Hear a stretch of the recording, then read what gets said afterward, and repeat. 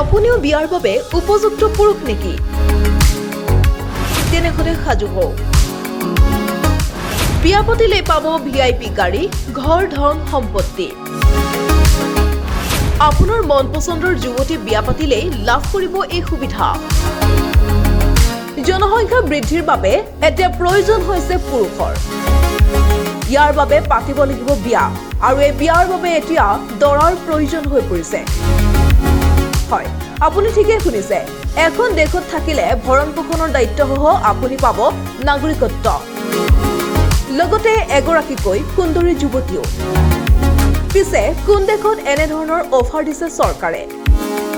বৰ্তমান বিভিন্ন ধৰণৰ উন্নত মানৰ প্ৰযুক্তিৰ বাবে জনসংখ্যা হ্ৰাস পাবলৈ ধৰিছে, যাৰ বাবে জনসংখ্যা বৃদ্ধি কৰিবলৈ বিশেষ সুবিধা দিছে বিভিন্ন দেশে। ইয়াৰ ভিতৰতে প্ৰথম স্থানত আছে মাৰ্কিন যুক্তৰাষ্ট্ৰ। দেশখনৰ এখন অত্যন্ত প্ৰাকৃতিক সৌন্দৰ্যৰে ভৰপূৰ বাৰ্মান নামৰ পাহাৰীয়া অঞ্চল, আৰু এই স্থানত পৰ্যটকসকলে ভ্ৰমণ কৰিবলৈ গৈ তাতে থাকিবলৈ ব্যাকুল হৈ পৰে। আন এখন ঠাই হৈছে আলাস্কা। যদিহে আপুনি এইসমূহ ঠাইত বিবাহ পাশত আবদ্ধ হয়, তেনেহলে আপোনাক দিয়া হ'ব সেই ঠাইৰ নাগৰিকত্ব, লগতে আপুনি লাভ কৰিব ঘৰ, বাৰী, বিলাসী বাহন। যদিহে আপুনি যুক্তৰাষ্ট্ৰত থাকিবলৈ নিবিচাৰে, তেনেহলে আপুনি যাব পাৰে ইউৰোপলৈ।